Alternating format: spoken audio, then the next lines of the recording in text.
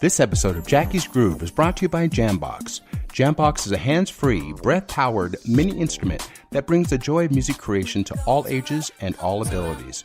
Jambox. www.jamboxx.com.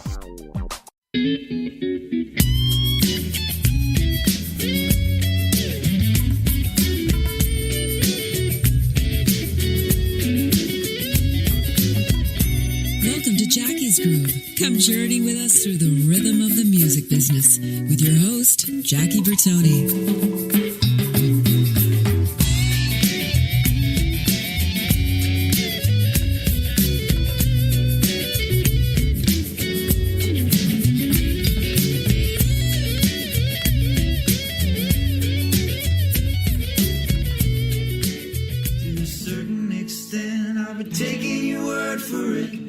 It's all I can do.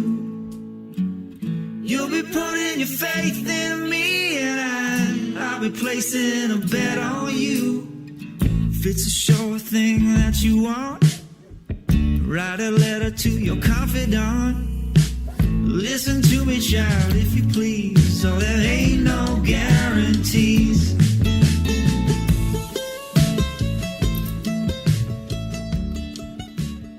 Everybody, welcome to Jackie's Groove. This is Jackie Bertoni, brought to you by Intertalk Radio.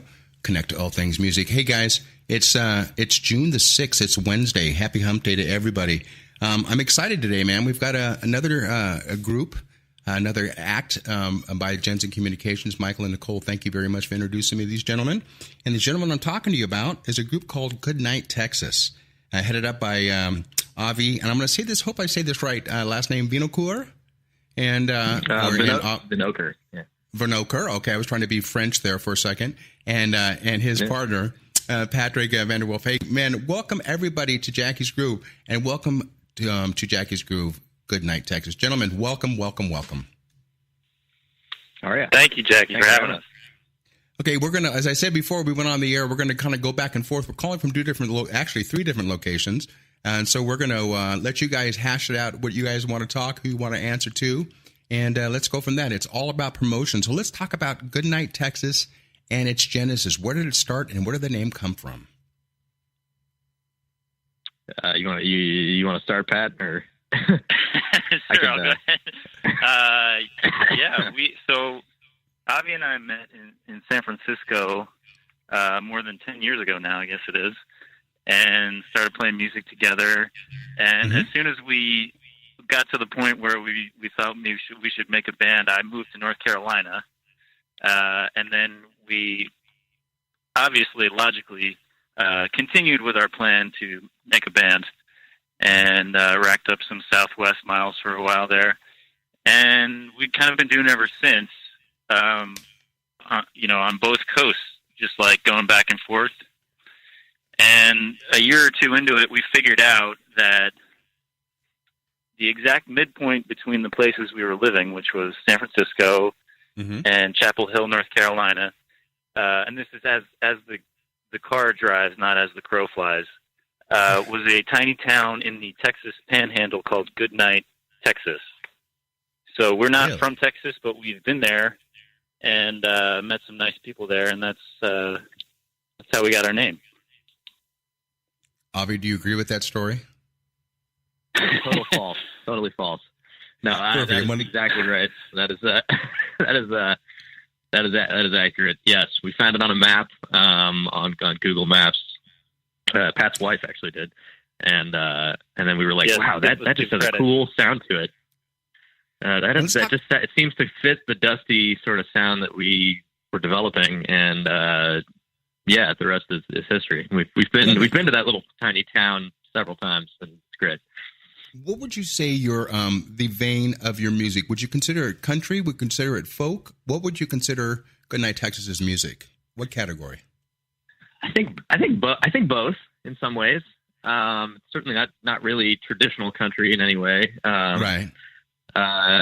It's also sort of not really traditional folk, but I think we started out with the intention of having things sound very like they were old traditional songs, but they were originals, and we've sort of developed the sound a little bit now to little more of a folk rock kind of thing, and it's ever evolving. But we sort of always keep our finger on the pulse of like Americana, I suppose. Right.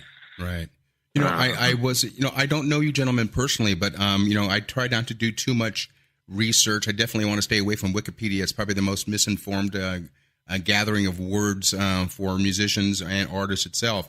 But I did go on to YouTube, and I did kind of overdose on Goodnight, Texas's music. I love the black and white. I love the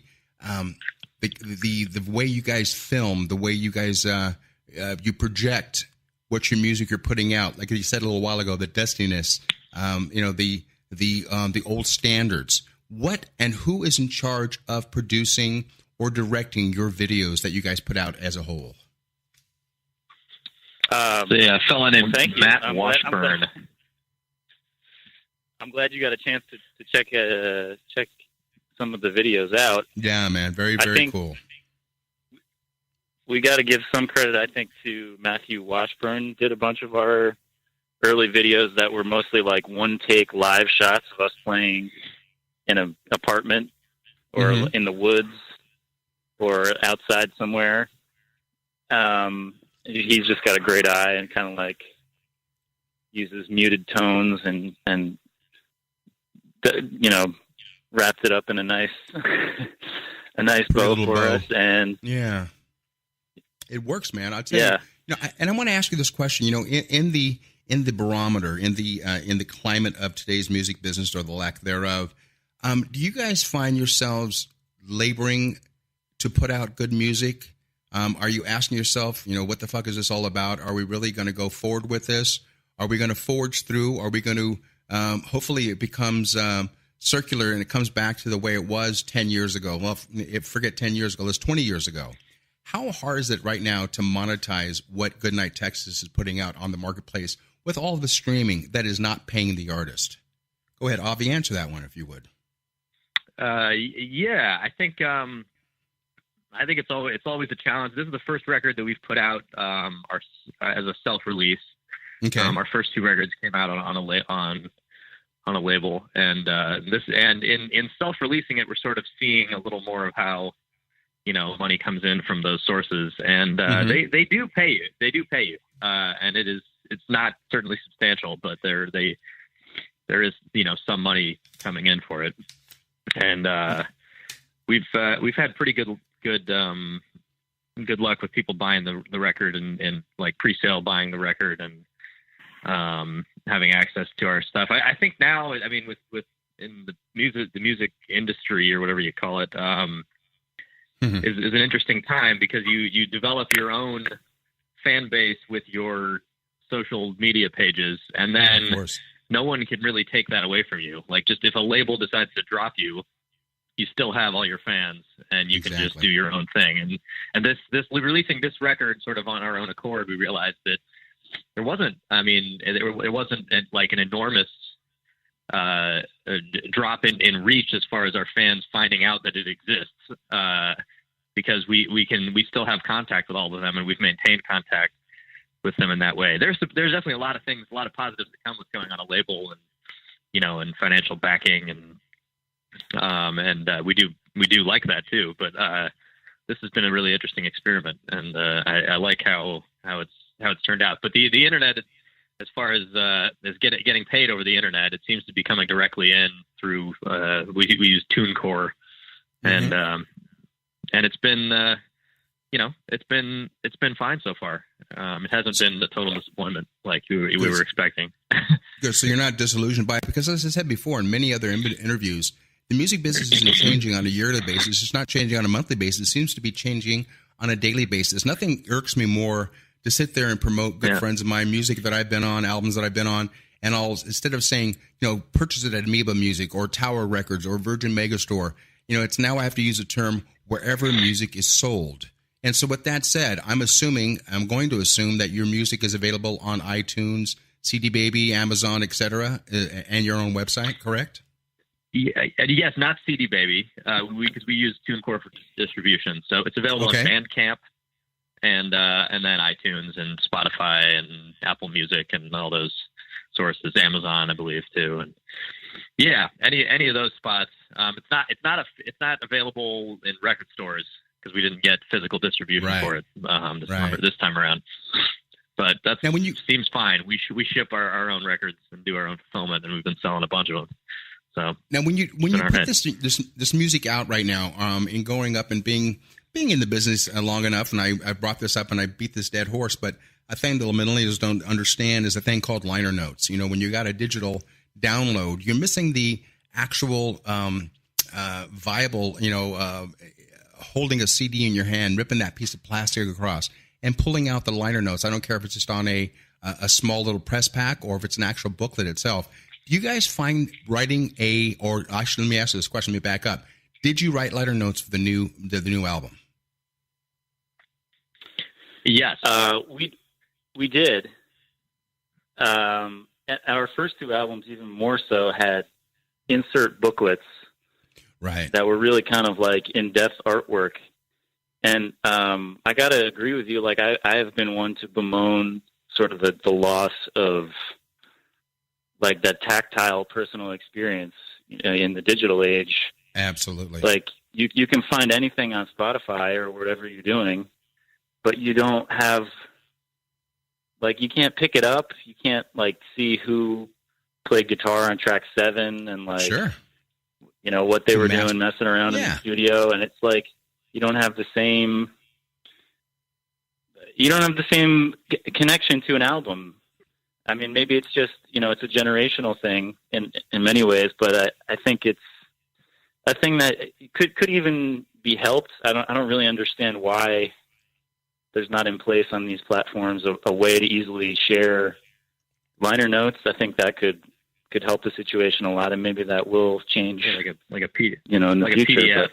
Yeah, exactly. Well, a lot of labels right now on iTunes, for instance, you can actually download the liner notes, if you will, or bonus tracks or bonus booklets and so on and so forth.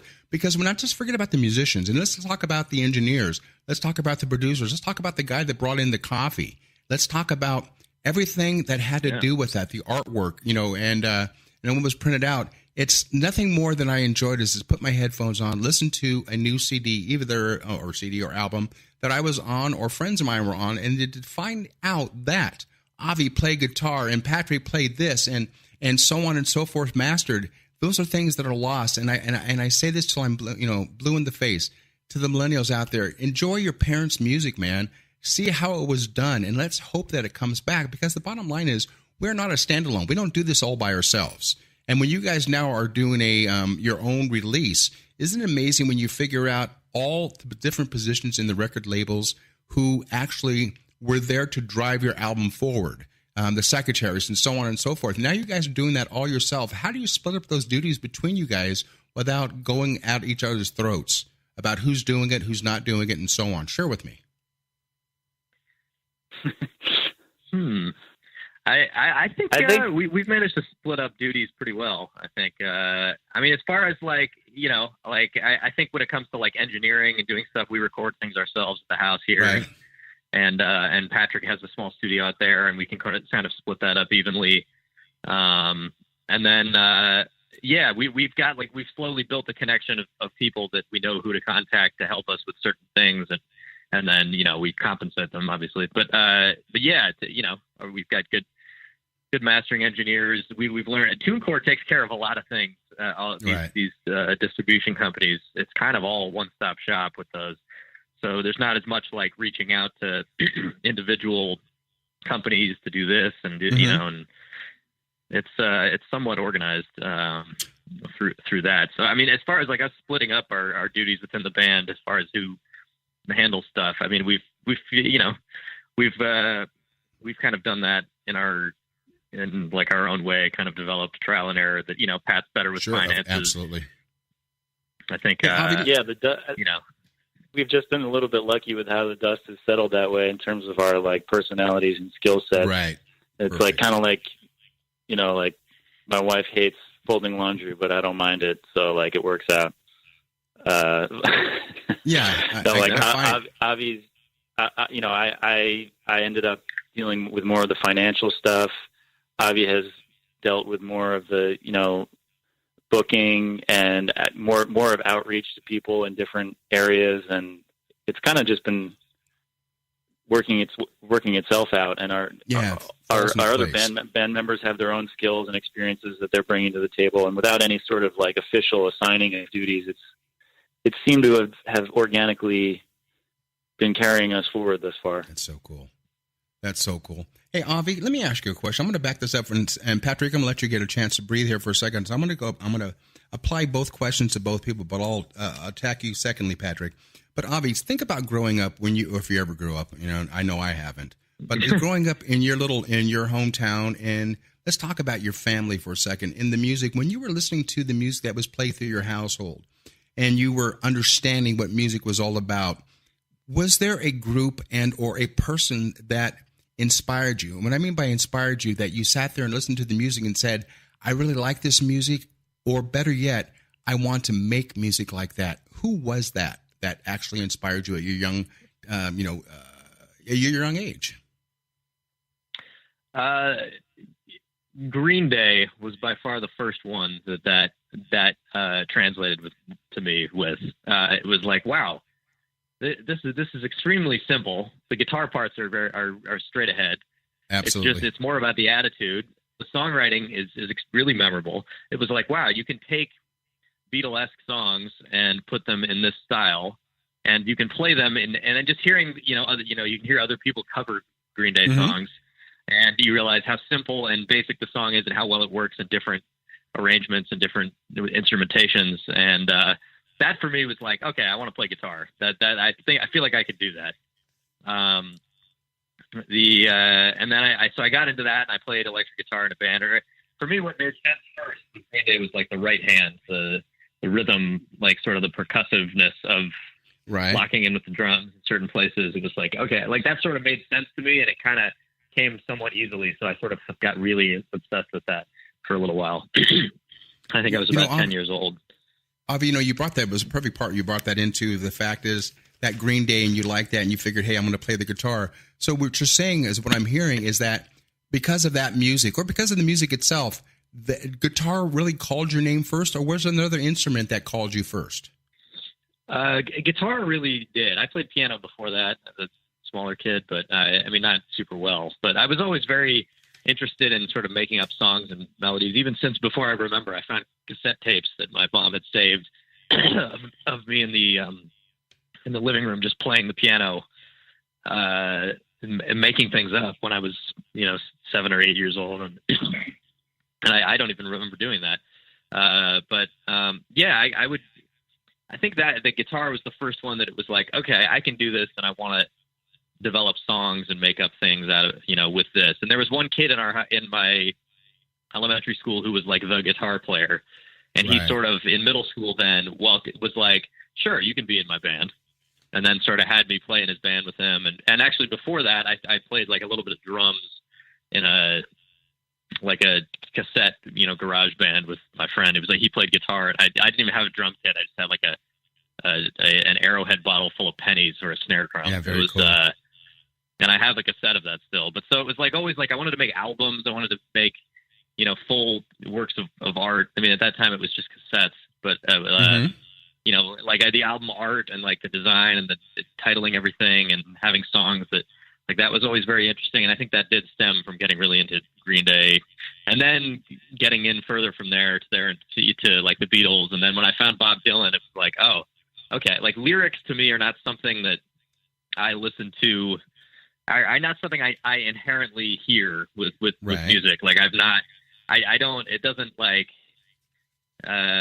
lyrics don't like jump out at me. It's more like the melody and like the sound of the words. And like, I realize I don't know the lyrics to a lot of songs that I love, but that became like almost a challenge to me to see like how I can work on my lyrics and get better at my lyrics. And so when I got into Bob Dylan, it was like, oh my God, I think, that you can tell full stories with this where you have to make the lyrics capture the audience, where you cannot ignore it. Like that was a really big development for me. I was like, I wanted to force myself to get into that. And now that's pretty much all I do is lyric based music. And And it's, it came out of initially Green Day, and I mean, among like a ton of other bands, but those were sort of the main ones, Green Day, and then the Beatles, production wise and sound wise, and then Bob Dylan. Patrick, want to jump in now and kind of follow the footsteps itself? What was the songs that, or the artists that made you or inspired you that you wanted to either love their music or create music like that? For you, who was that? What group was it? What singer was it? Yeah. Well, I remember being pretty young, maybe in that like 6, 7, 8 years old range, and being at home, and I just remember looking at my dad playing, picking at a guitar, sitting on the bed, and just being dumbfounded, like, at what he was doing, and like straight line to just like, I need to figure out like how in the world he's doing that, and like make that something that I spend my time doing.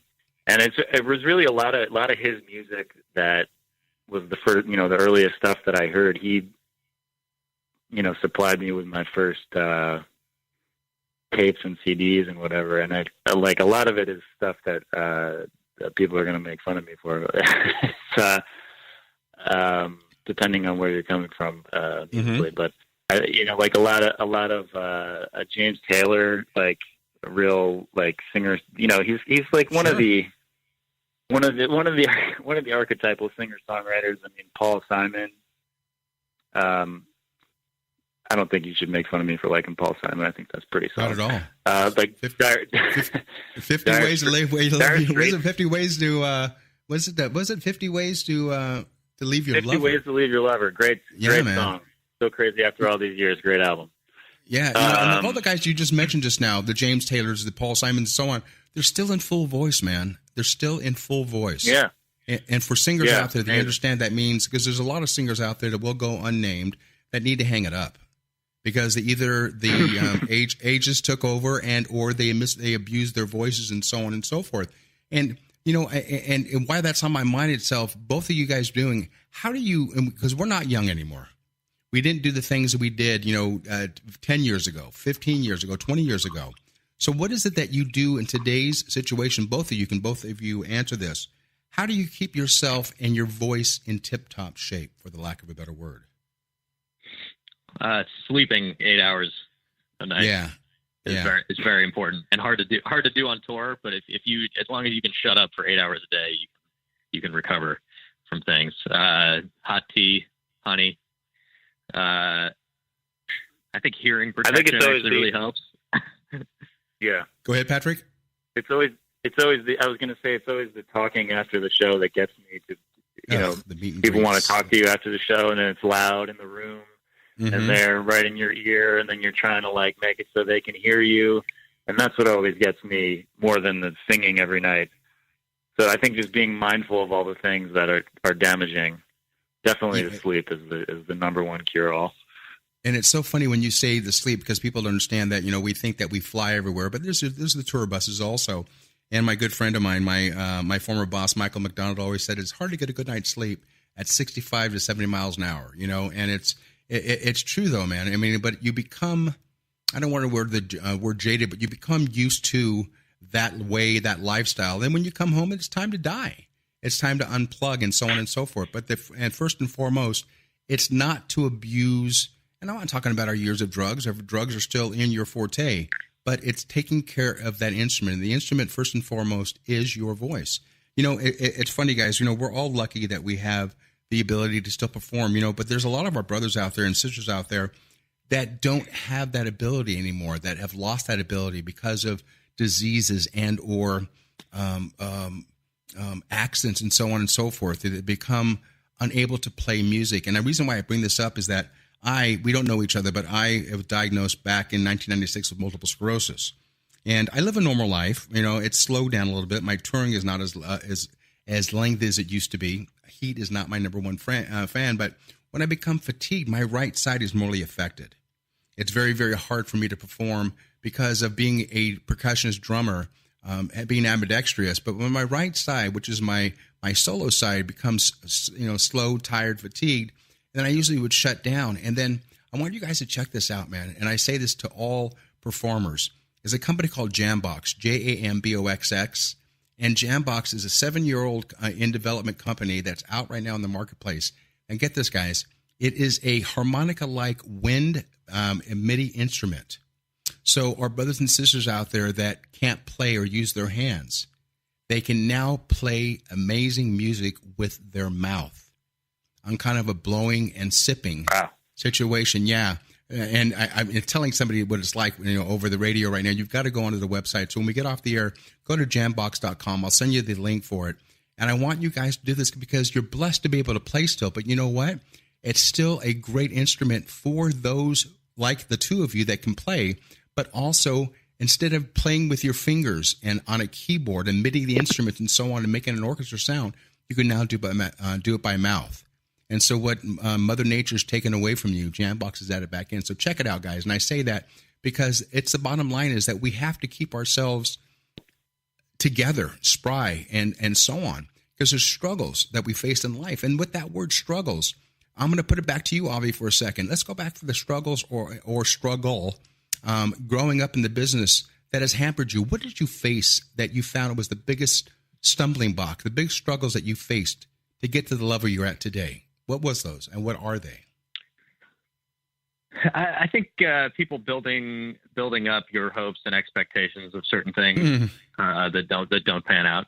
Right. That was, I learned that pretty early on. As a kid, I had when I was 18, I had a band that was very, very hardworking, and we had a lot of good fortune and met a lot of amazing people, and just seemed like I sort of was still very naive then, and was thinking like, wow, these people are telling me this, and this guy and this guy Artie Mogul came to our show in LA, and he's telling me about the fucking he thinks we write songs really well, and he's a song guy, license, he does publishing, and he's like, oh, I signed Bob Dylan to a publishing deal. I was like, are you fucking kidding me? This guy came to my show when I was 18, and then obviously everyone talks a lot of things like that, and then nothing comes of it. But yeah, learning that was by far the hardest thing, to just watch things, having to redo things that you've redo not mistakes, but go through trials that you already went through, so that other people you play with can experience them too. Like just like having to watch people learn things sometimes that you've done if you play with some younger cats, and I think there's a lot of just doing the same thing over and over and over again and watching it fail that is very, very hard to keep getting up through. How did you overcome that, though? That was the struggle. So you faced that struggle. How did you overcome it, or how did you address it so you were able to recognize that roadblock again, that you were able to not be hampered by it, but the way to drive around it? Because we're going to face struggles until the day that we take our last breath. Yeah. But at the same time, too, there's also a certain point in life, I don't care what your age is, school's out, guys. I mean, there's a part about common knowledge, and so on and so forth. So you faced those struggles, and we were all let down. The doors were slammed in our face and so on. But how did you overcome that without letting it break you? I think if I didn't genuinely enjoy creating music and writing songs, I would not have continued. I think I very genuinely liked just being alone with a microphone and a guitar and drums and just making up songs and recordings from scratch, no matter what anyone told me about it. So I just kept doing it. And then the more I did it, the more excited I would get again, and it would just keep getting me out of the hole. But it was not easy by any means. The first time especially was very, just like, forget it, just give up. I'm getting, because also, in 2002, was still like the end of the major label recording industry. It was sort of the death rattle of it. And that was when, if you were in your, it was a lot of my idols were 18, 19 when they were starting. And it was like, I felt like time was just escaping, and I was like, I was getting over the hill for these major labels, or that's what I was, being told. It's like, I'm no longer going to be a teen fucking star. But then the older I got, the more I realized that, like, there's not one person that ended up in that world that wasn't chasing some sort of funny success. It was not really based on anything musical. It's just based on business and money. And it was like, I'm very glad that it didn't turn out that way. But at the time, it's hard to see that. So I just kept working at what I actually enjoyed about being a musician, which was songwriting. And that just sort of lifted me out of it over and over again. Let me ask you this question. It's going to be a naive question, but I have to ask it anyways. Does music still turn you on? Is it still your number one passion in life? Do you still love sitting down with that pen to paper and letting those thoughts in your mind and the words from your lips trail out? Does that excitement, is it still there for you? Is it still there for you? Absolutely. Yeah, it is. There's new ways of doing it now. I think it gets more specific, at least for me. It becomes more of a game and like a challenge. And like, that's one thing with this project that we decided, when we wrote songs, that we would sort of mold them to fit this, cause you write songs in a lot of different styles, but it's like to get them to fit in what is a dusty small town America conceptual band. How do you write, and a lot of the songs just come naturally that way, but that became the new objective is it just gets more specific and more, and you get new concepts and ideas that you want to pursue that are different and unique and play into a long running story. And I think that is kind of, kept it alive for me with this project, especially. Hey, Patrick, let's talk while we're on this term. Let's talk about your new release, Conductor. It's your third full-length album itself. Let's talk about the inspirations for Conductor and what are again, we all want to have a top 10 hit. We all want a number one hit. But let's talk about the genesis of Conductor itself and what molded both of you to sit down and write as a team for this new third album. Well, as Avi was sort of alluding to at the end of his answer there, we sort of have like an overarching story arc going with our albums. We've put out 3 albums, three LPs so far. Mm-hmm. And the first album sort of had centered thematically and in our minds as we were creating around the sort of the Civil War era, Appalachia, that geographic area. And, there are stories about a guy getting trapped in a coal mine, and there's a story, different stories relating to that. And then our second album, called Uncle John Farquhar, sort of moves forward in time a little bit, more towards the turn of the century, moving west a little bit, and bringing in some of our own family histories that we dug up, from our family vaults and, pictures and letters and stories from our family members, and kind of mixing that all together. And then arriving at this album, at Conductor, it's sort of moving more into the 20th century, when like electricity is really coming into its own, hence Conductor as, a conductor of electricity. And then once we're mastering this great power that, now at this point, powers everything we do. You kind of also, like, with great power comes great responsibility. So you sort of need a conductor, like, in the sense of an orchestra. You need someone to guide you someone to figure out what you're going to do with that great power. And also in the sense of a train conductor, somebody's that's going to move you forward. Sure. It's going to take this whole thing and keep it going. And that's kind of like the mental space we were in when we were bringing these stories together. And it's not always obvious when you're listening to the songs, the individual songs. Right. But if you wanted to have like a 3-hour conversation and like drink some whiskey, we could really do them one by one. But I think that's where we ended up for this one. On the new album Conductor right now, the third album that's out right now, and you just mentioned the aforementioned Uncle John Farquhar, which is a 2014 release. How much inspiration came along from your 2012 A Long Life of Living? How much did that feed in? Was that a catalyst for the second album, and was the second album a catalyst for the third and most recent, or did they all play suit together? I think they've definitely grown out of each other. Okay. Avi, did you want to say? Yeah, Javi, you put like a on that. Want to explain that? I'm just finish your thought, Pat. I'm thinking.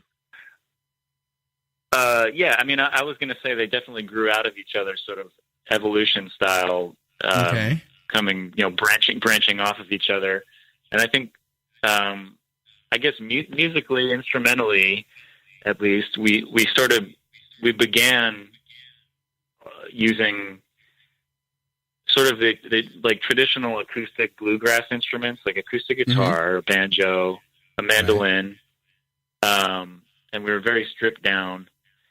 And on the second album, we got a new drummer who was, very, virtuosic, but sort of more active, and sort of propelled us into being more dynamic on the recording, sort of rocking out more.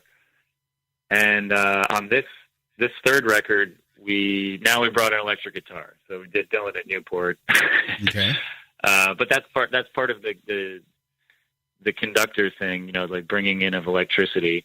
And we still play all those instruments that I said at the beginning, and we also have a baritone acoustic guitar that we tuned down to a B flat tuning, which I think the regular tuning of a baritone is a B. We just went one lower for that one. But now at this point, our recordings are the most dynamic that they've been. They kind of go from a whisper to a roar. Beautiful. But they still relate back to one another, kind of evolving from where we started. Avi, let me ask you a question, brother. And this is almost asking who your favorite child is. But of those three albums, is there a favorite of yours of those three? I mean, and it's a natural answer to say the current one, Conductor. But what is there a favorite album that you guys have put out? Or is this the favorite album? Yeah, I mean, for me, it's the first one. I think it's like the beginning of the story, and I think it's the most concise as far as like the thematic elements and the overall like sound of it. I think it's also definitely our most popular one and best selling one. I think there's one on eBay right now for like $55. I love it. I love it.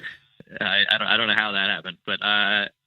I'd pick the first record because I usually tell, if people are going to get into our band, I tell them to start there because that's otherwise I think it could be like, obviously we make our albums so you could just jump in and it'd be fine. But I think starting at the beginning is an important way to understand the band and its trajectory.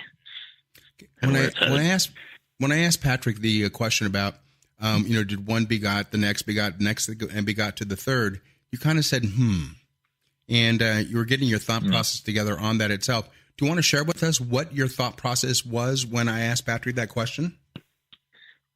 I think there's a lot of truth to that they, you wouldn't have had the second or third record the way they are without the ones before them. I think that I think like the most recent record, I like the way that the musicians we played with have had their own sort of influence on each of the records. And that's been, we write songs the way we write songs, and they're pretty straight ahead and, simple. But then are interpreted by, on the second record was, our drummer Alex and our bass player at the time, Bobby, who's an unbelievable upright bass player from upstate New York, who lives in the capital region. And then we actually had a couple songs that Scott, our now bass player, played on that record. He played electric bass on 3 of them, I think, 2 or 3 of them. And then on this record, it was Alex playing drums. But then a new drummer that we've been playing with, Kyle, played on 2 songs, and then Scott played bass on the whole record.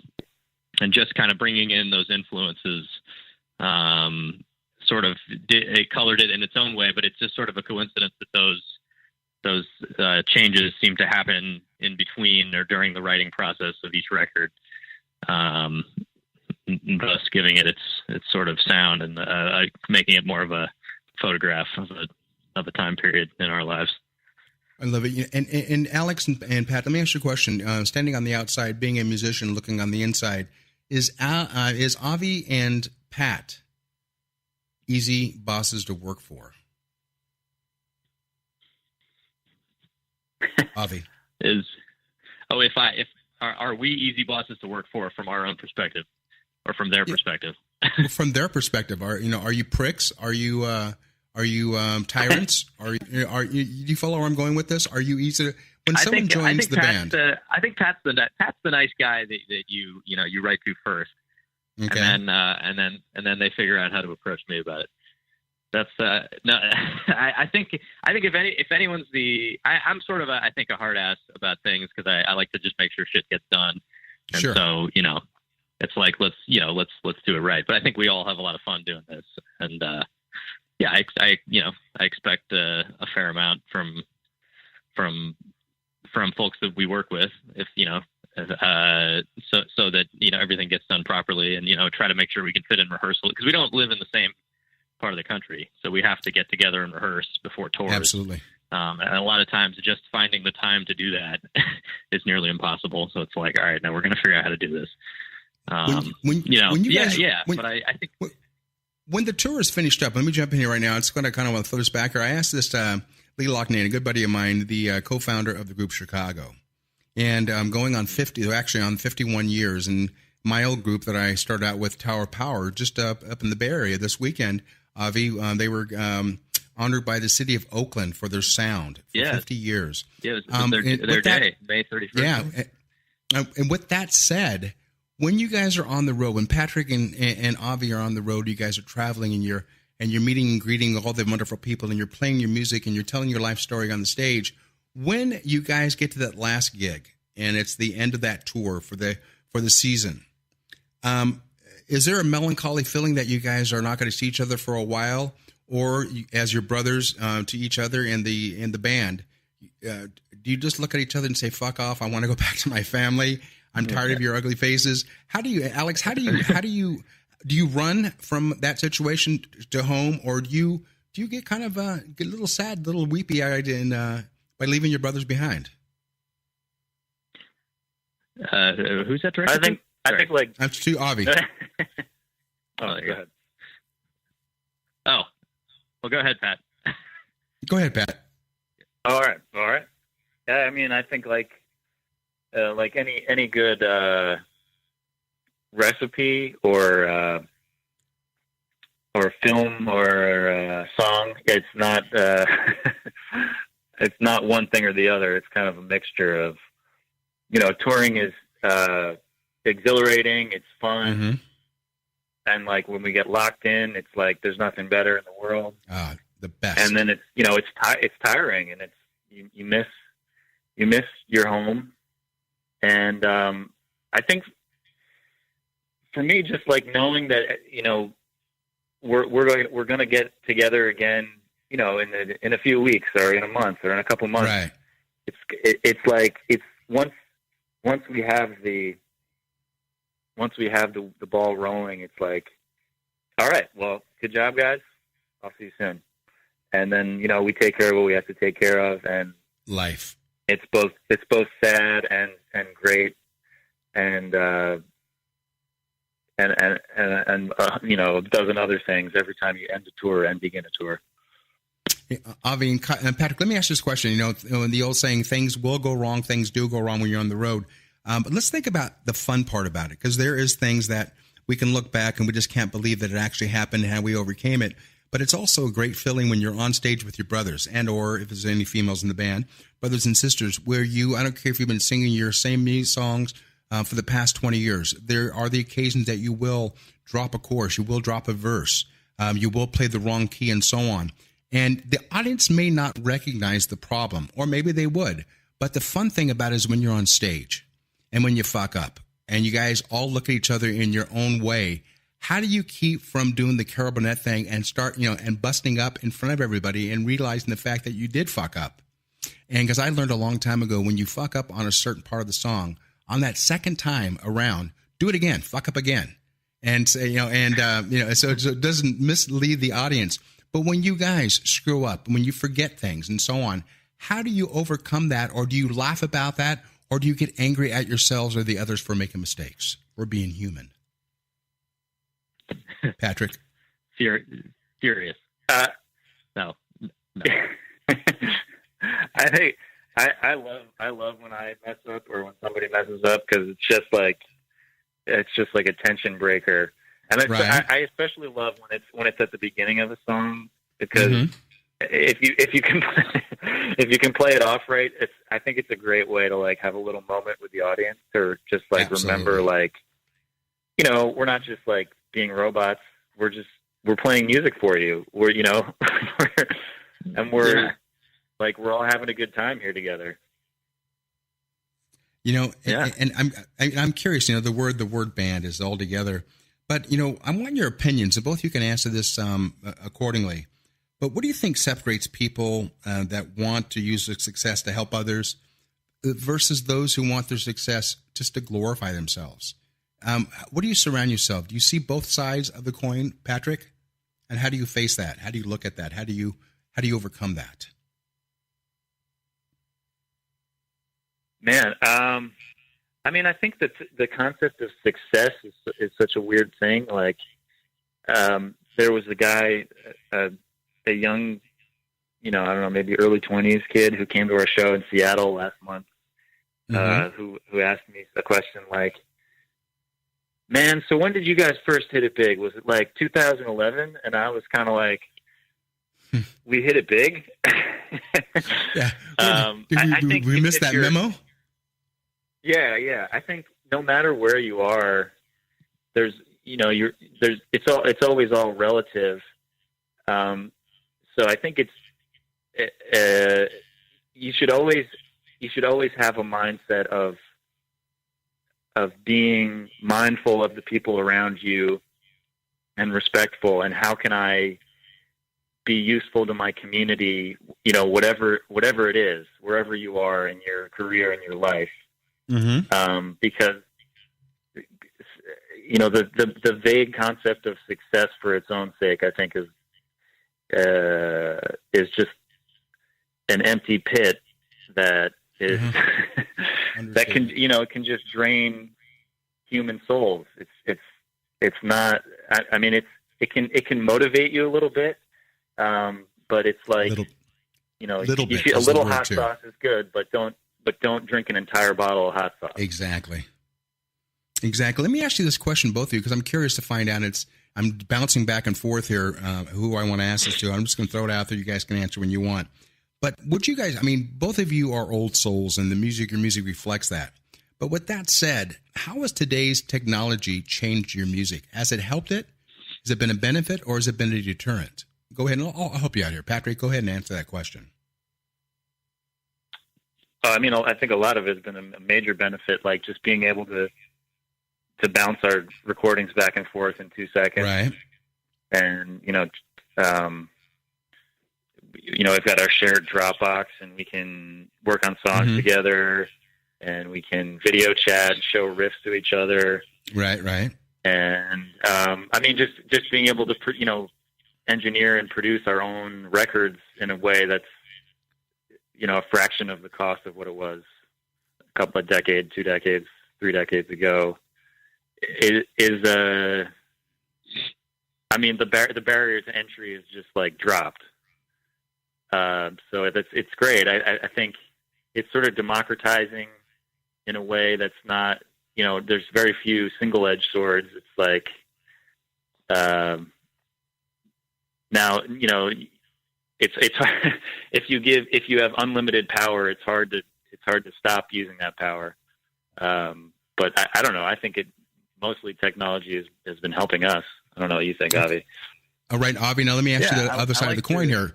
Okay, he already answered that, but let me get this question out of you. What has been the downfall of today's technology with your music? Is there any at all that you want to share with us? Let's see. It's thought provoking. I suppose so. I do miss, we can still certainly do this, but it's sort of just, we have less opportunities to go and just perform unplugged in a room, right? For people, which is something I think is so exhilarating, and I think we're pretty good at. And but I think that I don't know how we would do it without modern amplification and okay. Being able to not. Pat and I didn't have to go into ISDN radio studios to call you today. We exactly just walking around my house. It's pretty unbelievable the way that I don't think being in a band and living across the country would be possible without it. I asked that question just because I just recently did an album with a friend of mine in Italy, and there were musicians all throughout the world, and it came down to this little square little package called a CD. And when you look at all the different players from all the different areas, it's still mind-boggling. I'm 58 years old, so I've been around in the infantile stage. I've been around since the 2-inch Ampex. I miss that sound. I miss the smell of that. Do I miss a big studio? No, I don't, because I have my own studio here in my home. And if I'm in a big studio like I was, 6 months ago, I was in there for about 5 minutes. It was cool for about 5 minutes, and then I couldn't wait to get home. And and I am a slave to Logic, but the same situation is that I'm giving the record labels the same sound in my home studio as I did at Capitol or Columbia and so on and so forth. Do you, and especially with all of the plugins that are available, that you can make your digital sound analog? How much of the old do you put into your new music? How does that sound?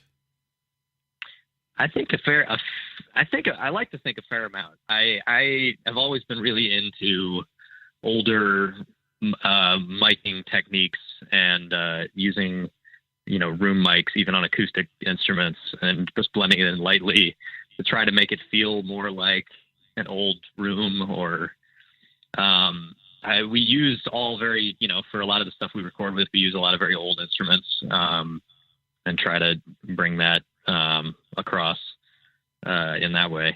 And I think without with what we're limited to, I think we try to achieve as authentic of a sound as we can. I know our audio engineer Scott McDowell, we engineer our stuff here, but he's our mix engineer. We record our stuff here, but I don't do any mixing. And then we take it to Scott, who does it, and he's very conscious. The reason we've done all 3 records with him is he understands the sort of semi-lo-fi, slightly older sounding, worn down feel, and he's made all 3 records kind of match in that way. You don't have to stand over and micromanage his. Yeah, you don't have to stand over and micromanage his decisions. And gentlemen, in the last 3 minutes, I want to ask this question because I just think it's very, very cool. I want to ask this question, and I'm going to ask it right up front. Actually, it's a question my wife came up with, and I love it. But if the word music, if music itself was not in the vernacular of Avi or Patrick, Avi, what would you be doing today? Well, you know, it's funny. It's funny you say that. I don't know if Pat actually stayed at this place, so I think we split up. We stayed in Scott, our bass player, and myself stayed with his friend, who is a sign language translator in Washington D.C. Very cool. And we met her roommates were all deaf, and she was there to she got, I think, free room and board in exchange for assisting them in the things that they needed help with. And I met specifically one guy and girl who were completely born deaf, completely deaf. And she asked, we were sort of talking, and she was talking through Scott's friend, the translator.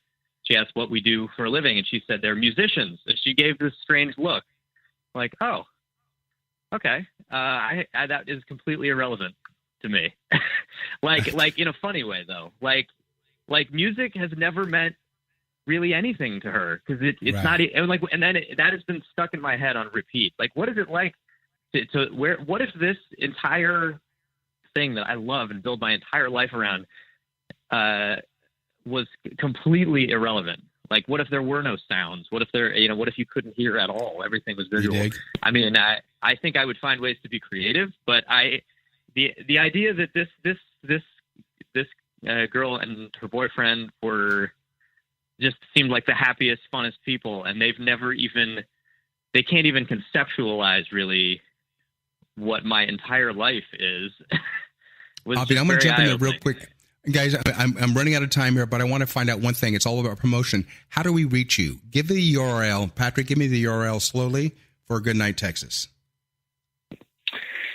Well, Jackie, I got to say that it is very long, so I feel like we should advise you to listeners, just Google Goodnight, Texas.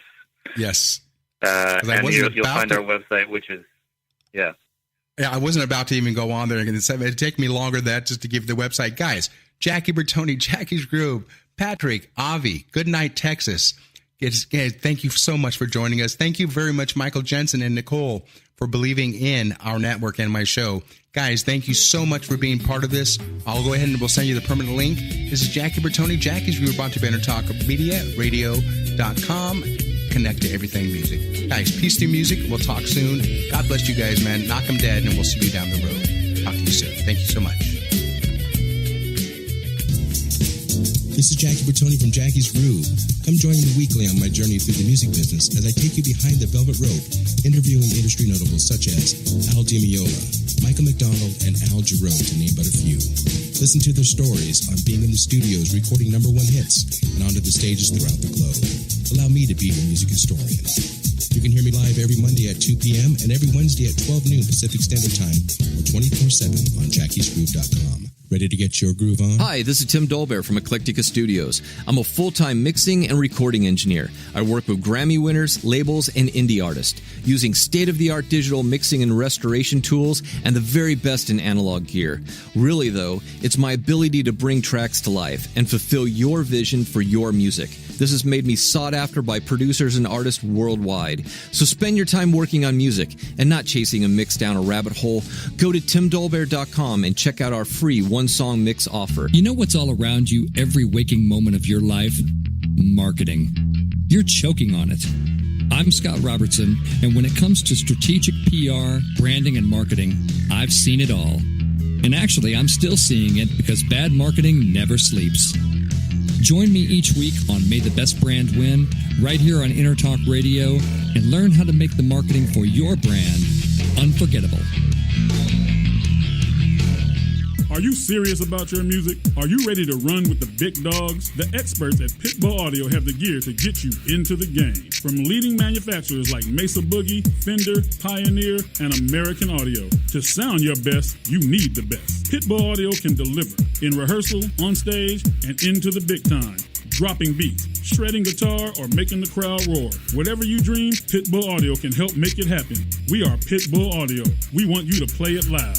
pitbullaudio.com.